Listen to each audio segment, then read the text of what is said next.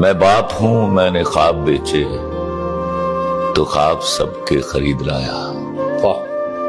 मैं वो हूं जिसने अजाब झेले तो आप लोगों ने चैन पाया। मुझे जो बदले में मिल रहा है, सिला ये क्या है, इनाम क्या है, मेरा बताओ मकाम क्या है। वाह वाह वाह।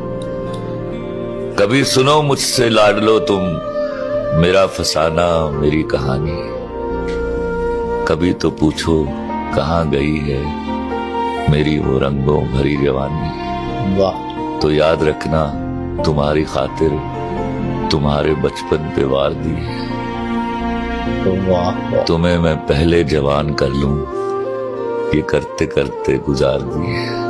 वाह। गुजर गई है तो सोचता हूं गुजर रही है जो शाम क्या है, मेरा बताओ मकाम क्या है।